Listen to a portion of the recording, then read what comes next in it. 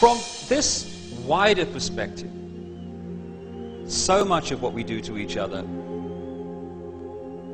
must have the rest of creation shaking their heads in disbelief. The fact is that someone born in the United States is not more special than someone born in Mexico. Someone born in London is not more special than someone born in Liverpool. Someone who is white is not more special than someone who is black. They're just vehicles for the consciousness to experience.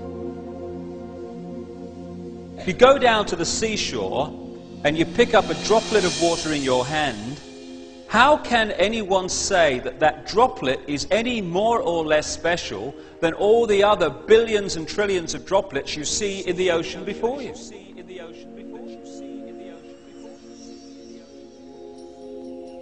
So when I began to understand all this and appreciate this other explanation to dogmatic religion and this world is all there is science, I started to ask a few questions of this situation. Like, how come that this explanation, at the very bottom line least, is as credible as the other two? How come the other two get guaranteed airtime, often no questions asked, here's your airtime, say what you like, and the alternative to both of them is ridiculed, condemned, or suppressed by reflex action?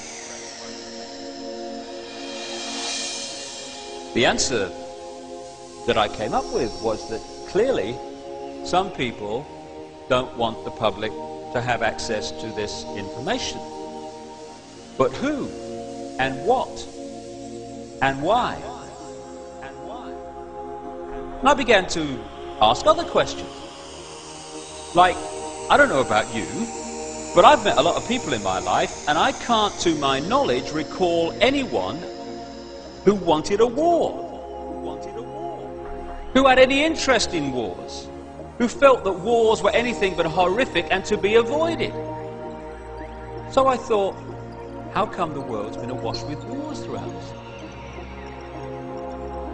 Who's behind them? Or what? Or why? Then I kind of looked at this economic system that controls them. An economic system that is so sane that the more successful it is in its own terms, the quicker it destroys the planet. It's the perfect environmental and human assassin. It insists every year that we take more from the earth even quicker, turn it into even more things, sell even more things, consume even more things, throw away even more things, to worship the real God of the modern world, economic growth. It insists that every year 20% of the people of the world consume 80% of the resources, while leaving the other 80% to get by on the other 20%. Crazy! Of course it is! But that's the economic system, take, make and throw away, that controls your life and mine. And that of 6 billion people nearly. So I thought, what's behind this self-destruction? Or who and why?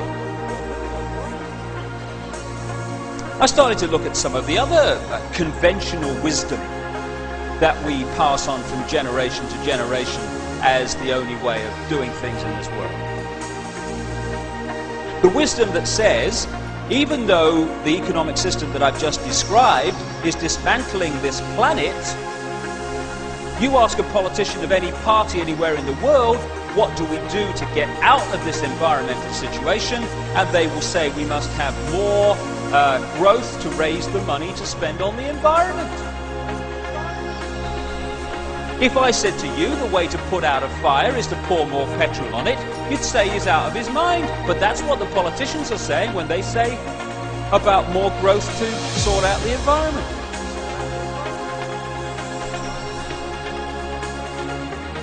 It's conventional wisdom that it's fine to treat animals as mere commodities, to be made as fat as possible, as quick as possible, on as little food as possible. to condemn every year billions of animals to a lifetime of pain, fear and suffering in the name of economics. You're sane if you judge your success in healthcare not by how many people are healthy, but by how many diseased people you manage to treat. We're treating more patients than ever before. Why? Why are so many people ill? It's conventional wisdom that rising house prices are a sign of economic success when thousands are homeless because they can't afford it. You're sane, finally, if you think it's fine to support a system that is so successful that every year it turns out more suicide, alcoholism, drug taking, homelessness, pain, stress, fear and suffering in all its forms. We'd be in real trouble if this system wasn't working.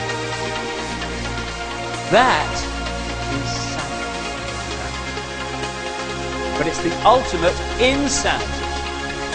So who's behind it? Or what and why? I began to realize too that against the background of this utter self-destruction, on this same planet is stunning wisdom. And I began to see also that there is a great difference between cleverness and wisdom. They're not the same thing. This system's very clever, but it isn't very wise, and it's the lack of wisdom that is the problem. I began to see that what we call wisdom is often not found in this state-of-the-art letters after their name system. It's actually found in native peoples that this system would see as backward. A piece of Native American wisdom, what have become known as American Indians. When you have cut down the last tree and poisoned the last river, you will know that you cannot eat money. That's wisdom. And there's another piece of very famous American Indian wisdom. In 1854, the American government made an offer for Indian land.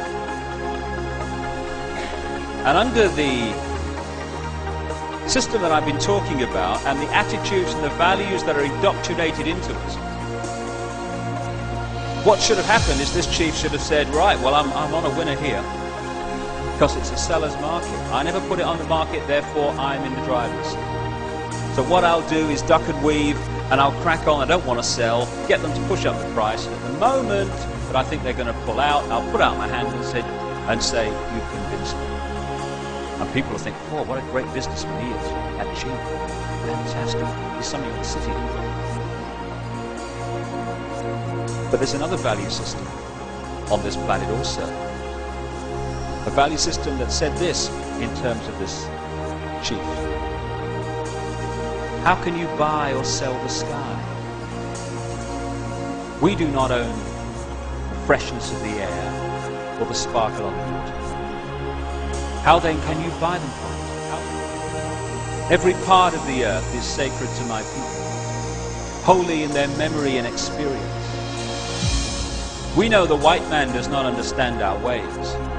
He's a stranger who comes in the night and takes from the land whatever he needs. The earth is not his friend, but his enemy. And when he's conquered it, he moves on.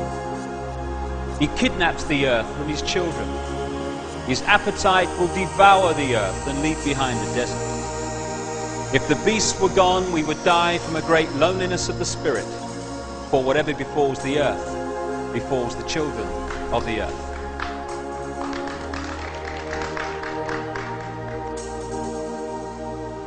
It's sobering to think that those words were spoken in 1854, when you look what has happened since.